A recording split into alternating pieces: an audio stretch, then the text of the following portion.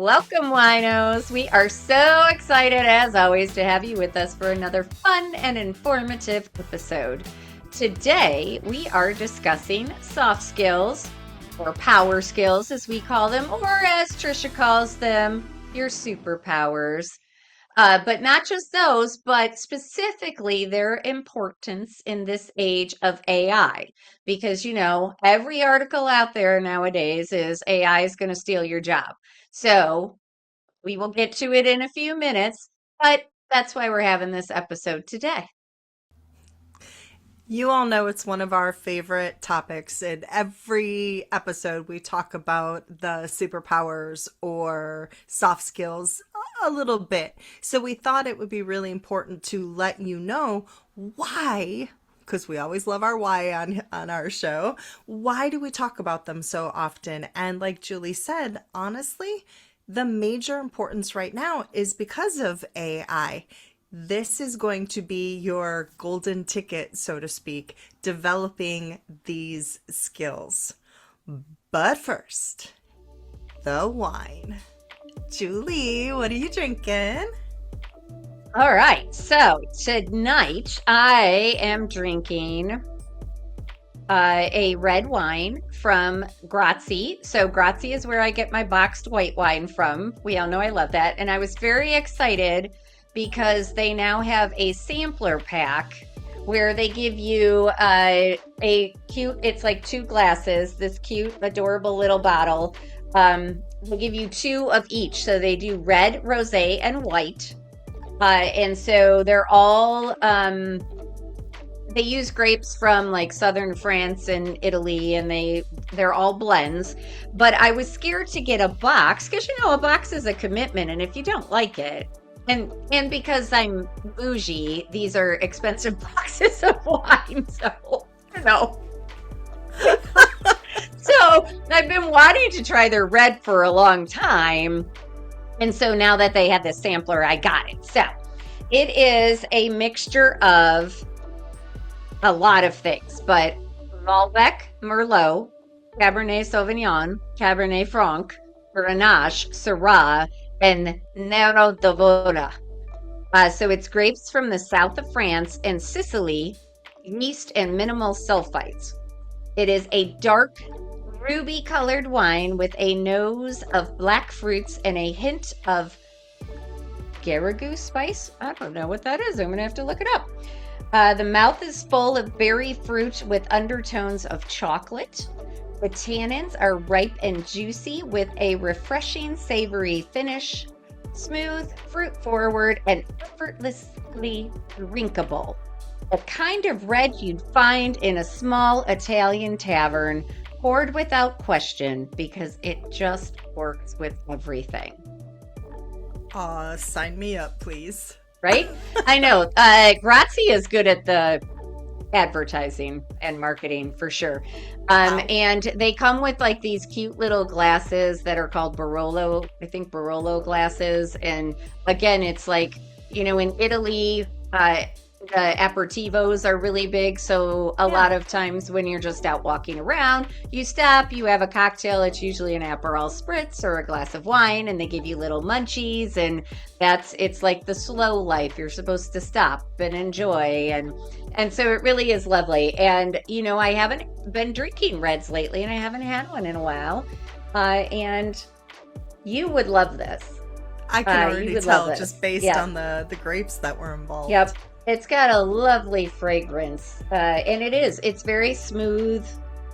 It doesn't have a lot of I wouldn't say it's overly tannic, but it's just got there's a lot of depth to it. So I really like it. What about you? What are you drinking? Okay, this is like true confessions time. Are you ready? Mm-hmm. So I had planned on featuring another non-alcoholic drink for our listeners that don't partake. And I got a white cranberry juice. And there's all sorts of amazing non-alcoholic obviously non-alcoholic if it's a mocktail. Let's try to not be too redundant here.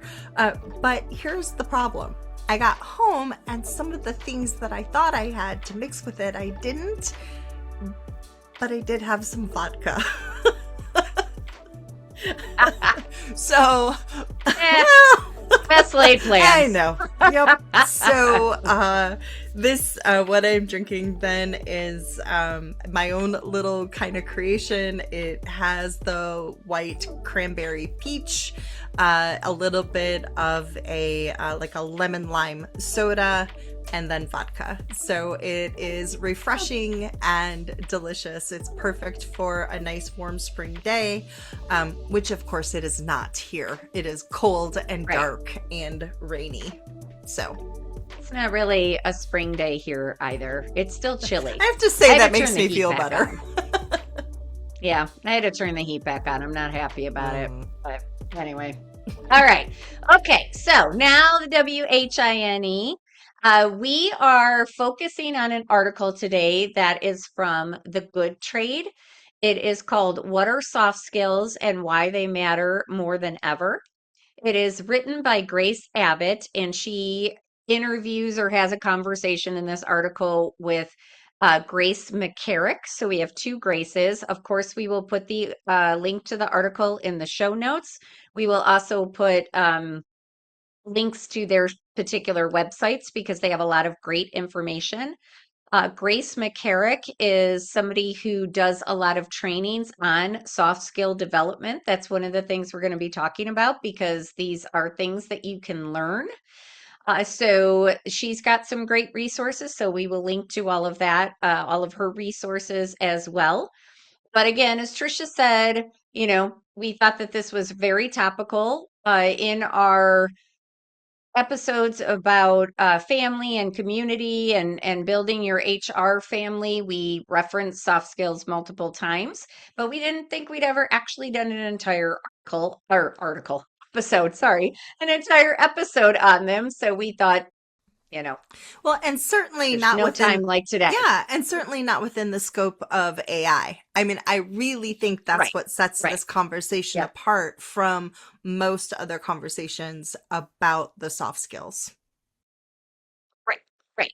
So, as you'll see in the article, Grace Abbott talks about how she had soft skills, even though she didn't know that that is what they were from a very early age. I also had them pretty early in my career. I could talk a good game before my skills fully backed it up. I am a lawyer after all. That's what we do. We're very good at BSing. Mm-hmm. Uh, what I didn't realize at the time was that my, early edge wasn't really technical at all. It was these soft skills. So let's quickly define soft skills versus hard skills. So hard skills are technical. They're things like accounting, software engineering, coding, data analysis. Soft skills are non-technical. So things like adaptability, charisma, resilience, the ability to learn.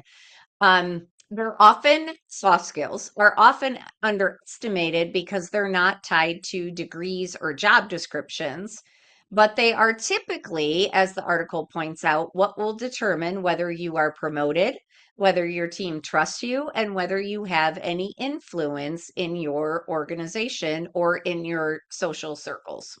I think this might be one of my favorite articles that I've ever read on soft skills. I think just going back to the fact that like these are some things that are innate, and we'll talk about this later. For some of us, these are innate or we learn them from our parents.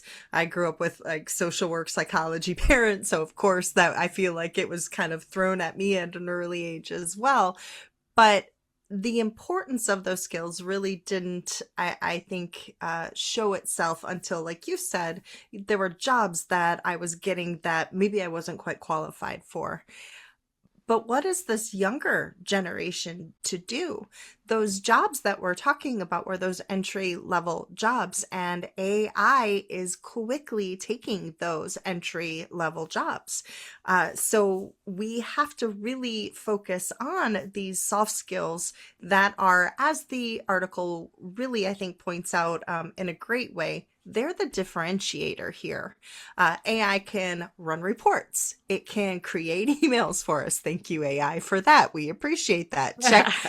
Check our spelling and maybe make things a little more clear or succinct, or any perhaps perfect your tone, right? It can automate workflows, but it cannot do what we do, which is build trust. Sit in a room, look at that room, and actually read it. What is the feeling coming off of each individual? And then what is that collective room feeling like at the time? The human dynamics. We are not just these one simple focused creature. There's like 100 billion different parts to us, and it takes special skills to be able to navigate that. So these soft skills that we're talking about, or superpowers, are those intangibles. They are a lot harder to quantify, but they do shape your relationships. They can impact your decision making and actually help you make better decisions. This is what a true leader, in my opinion, looks like. And again, unlike those technical skills that Julie was just talking about, these cannot be automated. Yeah, so I'm going to just, with a quick example, like you can have AI write, I need to terminate somebody. What should I say to them? And AI is going to spit something out. Now, you could read that word for word, but if you read it like a robot, that message is going to come across very differently than if you read it with empathy or if you adjust it to fit the person that you're delivering that message to. Again, like I have terminated people where I've ended up giving them a hug at the end because we were able to have a conversation about why it was happening and, what the future would look like for them going forward, and we could end on a good note. AI can't do that. They might be able to, AI might be able to help you figure out what to say, but it can't help you figure out what to feel. With that, it's that time. Stat time. I love this part. I love all of it, but truly this. Apparently, so do my dogs. So sorry if anyone can hear them. They have decided they need to make an appearance in this episode. I have a couple of really good ones for you today. 80. So this is actually super cool.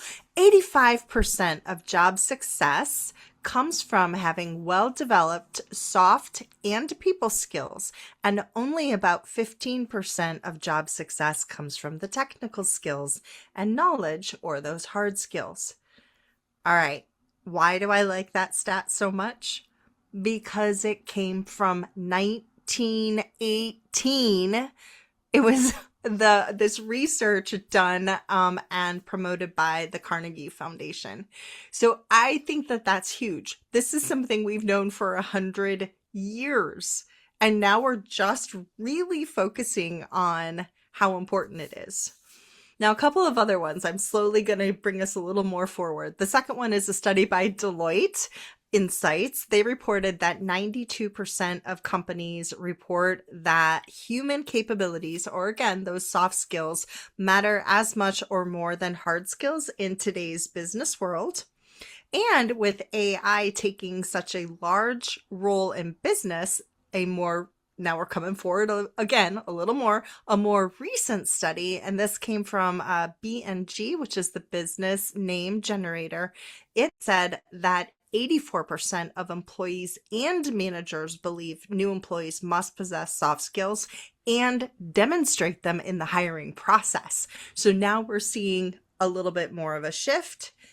Now, the last one, the most recent, 63% of employers and 70% of job seekers say finding the right talent or job is harder than last year due to AI and market changes. I think one of the most important things that you just said, Trish, is the part about 84% of employees and managers believe new employees must possess soft skills and demonstrate them in the hiring process. And that goes with what we were just talking about in the short pour and in episode 8 with Keith, is that, if you have a referral, you are 79% more likely to at least get an interview, get your foot in the door. And that, again, is where you can show those soft skills. And you can use those soft skills to make those connections that will give you those referrals and those introductions. I'm loving that. What a way to connect the Yes, episodes. right? I know. Look at me. Look at me. One of the suggestions is to prioritize real conversation over email whenever you can. And I have always been a big proponent of this. I know Trisha has too, but um, email, I hate email because the person it doesn't matter how much time you spend trying to figure out the right tone of your email. What matters is the mood that the person is in who gets it. So if they are hacked off or irritated, or you guys have a little bit of a riff, or they're whatever, they could have something going on that has nothing to do with you. But if they are in a bad headspace when they get your email, they are going to take it out of context. It is not as likely for that to happen if you just go have a conversation with that person. And again, that can be by phone or Zoom nowadays if you're remote or you're not on the same job site or whatever the case may be. But conversations allow for, number one, you to hone those soft skills, but also they allow you to build better rapport, to read those emotional cues, to solve problems in real time because you can see if there really is a disconnect and like, oh, you seem to be uh reading what I'm saying wrong, or maybe I'm not explaining myself clearly. Let's start over. Let's try again. And then you can like work it out right then and there instead of having an email war where you're going back and forth and then everybody's just digging more in their trenches. So it allows for problem solving, human interaction, that leadership, that collaboration, and all of those things are really, really important. So we're going to talk about some of the soft skills that they identify in the article that are really important. So Grace McCarrick says that the top three are discernment, resilience, and influence. So discernment is knowing what truly matters and choosing when you're going to speak and how you are going to show up strategically. Trisha, what's the next one? Before I get it, I have to, I'm sitting here cracking up as you're talking because all I can think of is per my previous email. Right? Nothing can put you in a bad mood faster than that kind of nonsense. Oh, and don't forget that even though we love conversations, we still believe in following it up with an email just to make sure that it is in writing to memorialize whatever was said or agreed upon. So just Yeah, wanted to throw that out true. there. Because I can hear someone out there going, but you always tell us to put it in writing. Yes, that's after you have a conversation. The second one mentioned, like Julie said, is resilience. And I really, really like this because we are in a stressful time. And the ability to maintain a sense of self, to be regulated, and really be able to recover when things do go south for maybe a hot minute or maybe a much longer time. I think being able to use that, all of these skills that we're going to talk about and a bunch that we just don't have time to talk about, I think using those to stay focused and move yourself forward and try to maintain a civilized environment. So I really like the second one, resilience. Yeah. Yeah. And I think that akin to resilience is so this isn't one they focus on in the article, but I think it's really important is adaptability.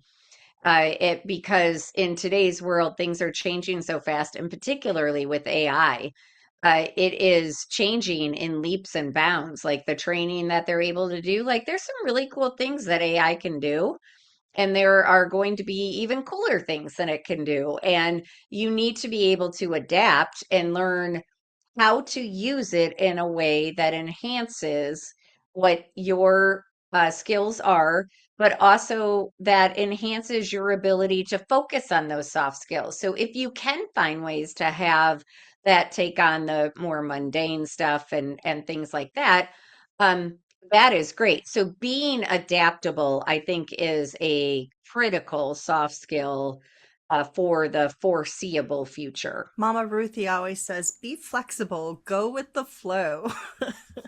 Hmm. That's one of Yep. the Yep. greatest skills she ever taught me. Yep. So Trish, since I took one, why don't you do the last one too You that got they it. talk about in the article? The last one they talk about in the article is influence. This is, I think, the one that's probably scariest for a lot of people, because when they think of influence, they probably think of it as a negative.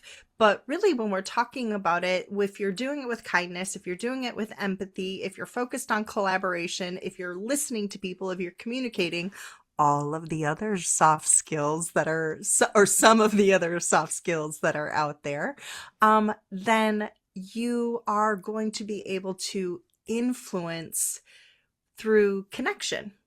It comes through trust. It comes through people understanding who you are and what you stand for. It's not just about you having, as they say, authority. And I think that that is a really huge differentiator. People who you can influence or who are willing to go and follow you or be led by you or go next to you, not because you're in a position of authority, but because of all those other skills that I and Julie just mentioned. Yeah, because they believe in you, Exactly. right? And you know what? We talk about this in our classes a lot. There in HR in particular, you often don't have true authority. You know, you have some authority, but you often don't have decision-making authority with respect to whether or not somebody gets fired, whether or not somebody gets hired. You know, you can make recommendations and all of that. So you may not have the actual authority, but you can have a lot of influence. And that, as Trisha said, is built often on credibility. So showing that you do have the knowledge and skills and experience, which are all things that you can continue to evolve and grow. And then you have the trust so that you have partnered with people, you have worked with them, you have asked them, well, what do you want to see out of this situation? How do we make that work? Like, let's figure it out together. And then that all becomes your sphere of influence. So that's when we're talking about influence and authority, that's what we're talking about. So it's not, as Trisha said, using your influence to coerce people into things. It's using your influence to help people make the decision that is best in that moment with the knowledge that you have. 100% agree. And I think that people are probably starting to get scared right about now. Well, I don't know how to do it, or how do I do it? What do I need to do? That's a lot of work.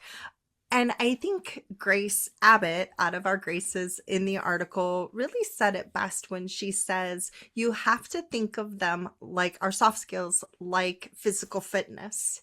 There are some people who start stronger, but if you're willing to put in the work, if you're willing to practice, you are going to learn, you are going to improve. And that's why I always tell everybody in all of my classes, I tell them the same thing I said to y'all earlier, which is these skills may be innate to most of us as HR professionals, but we can always improve on them, we can always learn more, and we can help others that we lead learn these skills because they are absolutely critical. Yeah, and I'll share a quick personal story that I may have shared on a prior episode, but One of the soft skills that I was not great at was having difficult conversations. So being able to tell somebody something that I knew was going to be upsetting to them.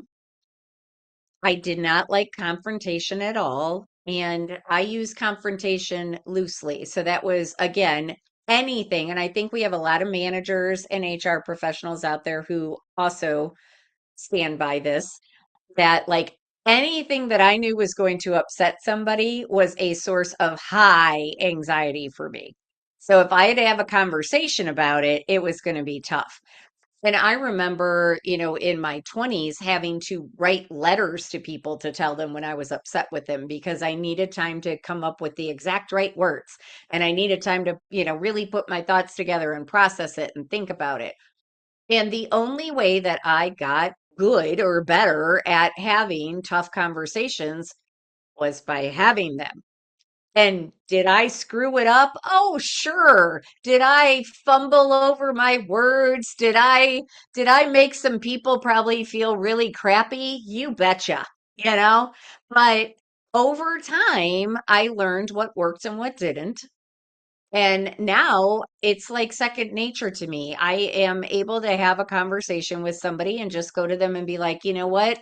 We need to have a talk. You didn't handle that very well. Let's talk it through and figure out what you can do better next time. And my whole but as you and I have talked about before, I prepare for those conversations. I don't go into them just off the cuff. Never in a million years. It's like, what do I want the message to be? What do I want this person to leave having heard? What do I want for them going forward? Like, what are their goals? How do I tie this to their goals? If you can frame it in a way, like, let's say you have to give somebody you've got somebody who wants to be in leadership but is really abrasive, and they maybe don't know that they're abrasive. How do you bring that up to them?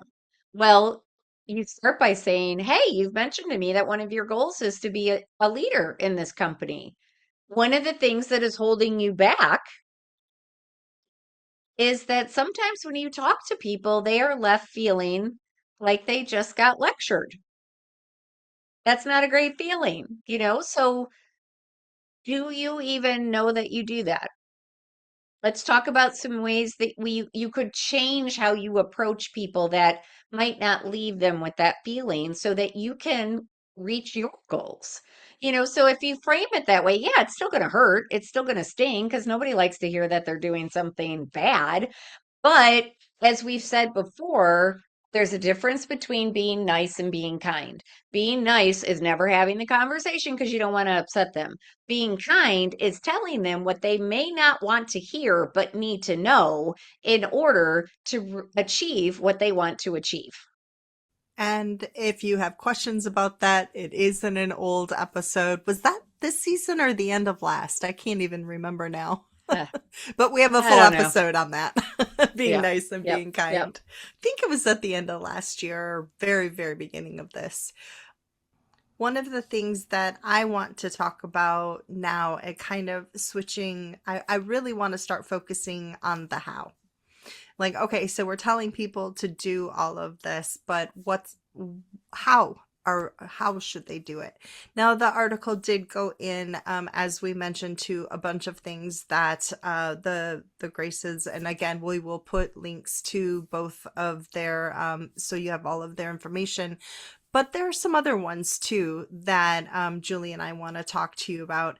And the first one is to figure out what you need, right? Identify and prioritize the skills that you feel are going to serve you best in your role.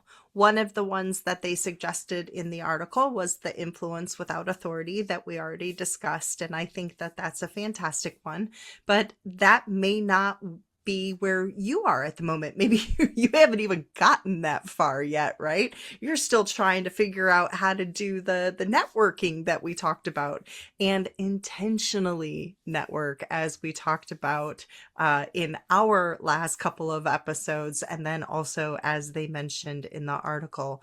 So think about what is most important to you. What are your strengths? What are your weaknesses? and think about which one of your skills. Just start with one. Make it small little bites to grow, because we build this in layers, right? So focus on which one of those skills needs improvement.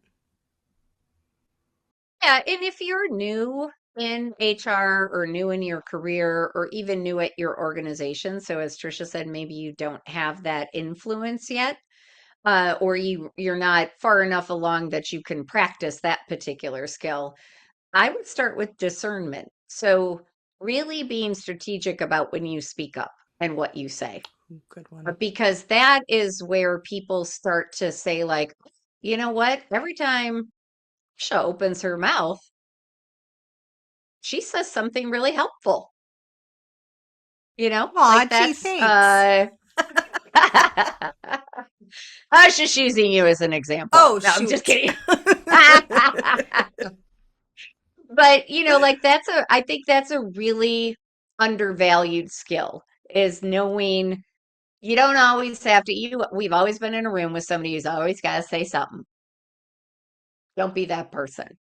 Speak when it makes sense to do so and you have something useful to share. Some other things, you want to actually practice these skills and then have a way to adjust what you're doing so that you're actually improving upon those skills. So for example, active listening. Focus on understanding others' perspectives rather than just waiting to speak. So, we talk about this all the time. A lot of times, when somebody else is speaking, most of us are preparing to respond, not actually listening to what is being said. So, focus more on what they're actually saying. And then, one of the ways you can show whether or not you got that is by restating what you heard and saying, did I understand that correctly? Or did I, uh, you know, did I pick up what you were putting down? You don't have to be like super formal about it if that's not your company culture, but that's a good thing to practice. I love that one. Also, don't forget to step outside of your comfort zone. A lot of times we do get exactly what a comfort zone is, comfortable. You want to stretch. You want to volunteer for tasks that actually challenge you. So if there is a small project and you've been wanting to try to be a project lead, then volunteer to lead that project. Yeah. So quickly, I want to talk about leveraging your workplace resources. So, Trisha just talked about mentoring a new employee. Well, find yourself a mentor. We talked about that a lot in the family and community episodes. So, you can always refer back to those. Utilize training programs. So, whatever your company will offer or pay for or allow you to attend, take advantage of it, because you can learn some really great things that way. And then we've talked about this a lot, but role playing is really, really helpful. So, go to somebody that you trust in your organization, maybe somebody else in HR if you have that person, and say, hey, can we role play some difficult conversations? Or, you know what? I have to have a conversation with so and so. Can we role play that? Because I'm not sure how the best way to approach this. Or if you're not yet there where you're allowed to have those conversations, but one just occurred, again, use it as a training exercise. Say, hey, I know you just had a conversation with so and so about X. Can we role play that so I can see how you did it? Awesome. Such a good one. You know I love role play. Mhm. Do it in my And we all feel classes. silly about it, Oh yeah. but it is so helpful. Honestly, that is the best form of feedback I get back after classes. I hated the idea of doing it, but once we really got into it, I cannot believe how helpful it was, how much I learned.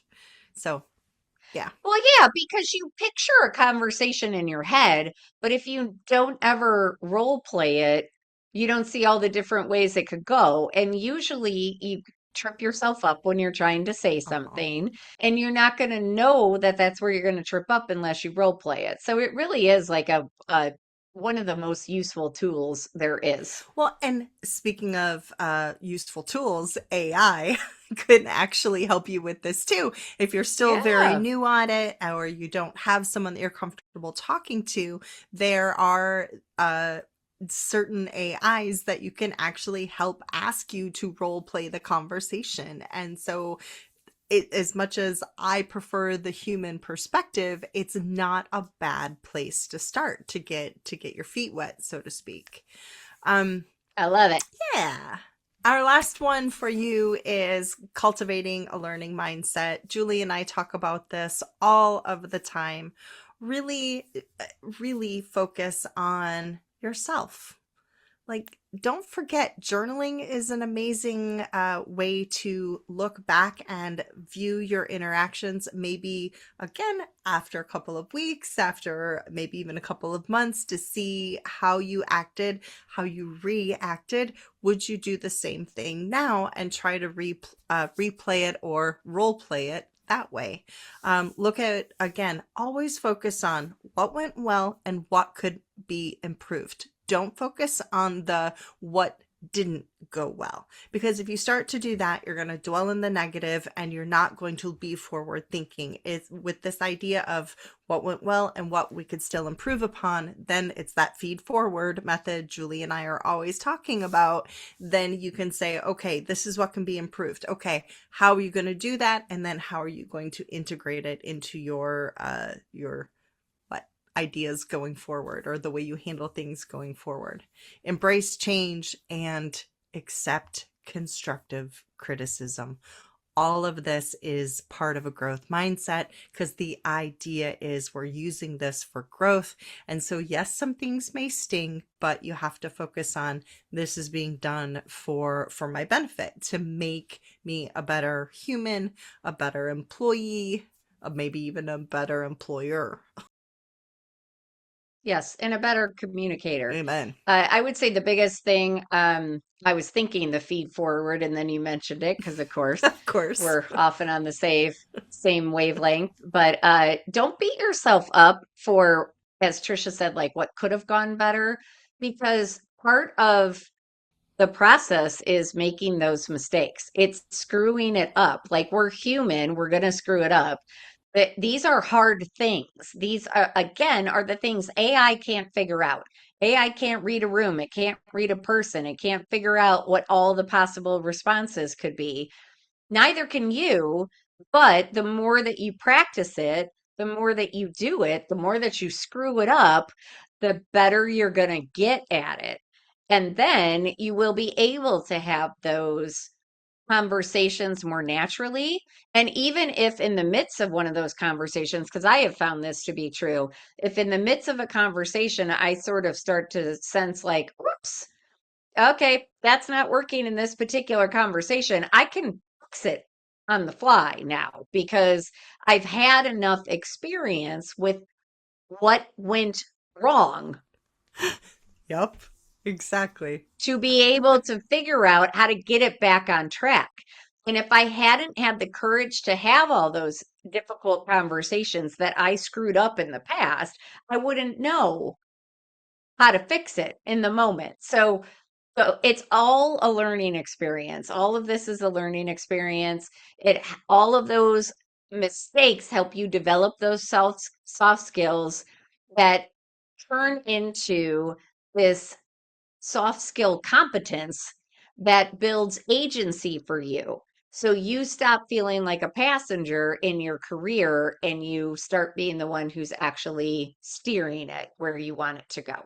I think that was one of my favorite parts of the article too. I just, when they started talking about this, that idea of agency, being the captain of your own ship of destiny or something like that, it made me really happy, because I think that a lot of people, we tend to just going back to that comfort zone. We end up being comfortable and we just kind of let someone else take over the wheel. So this idea of agency and feeling like we actually have some control is pretty incredible. And it really does, as they point out one more time, because we have to end on the article because it was so important, that really does change the trajectory of your career. It can impact your earnings and most certainly is going to improve, I believe, fully your self-esteem. Yeah. And the one thing that we haven't talked a lot about is the better you get at this, at all of this stuff in your work life, the better you are in your personal life. So it has a ripple effect where it just makes you better, a better communicator all the way around. And as we talk about all the time, communication is key. So on that note, we thank you for joining us for this episode. We hope you got as much out of it as we did. We think this is so important.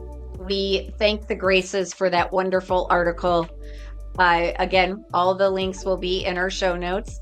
We hope that you share the podcast with all of your friends. We hope that you continue to get good stuff out of it. As always, we would love to hear from you. Give us wine recommendations, give us topic recommendations. Come to Wine and Dine in Cleveland. Say hello. I will be there. Trisha will hopefully be here sometime soon. And, subscribe wherever you get your podcasts and follow us on all of our socials. We love you, winos. Cheers. Cheers. Thanks for being part of our family.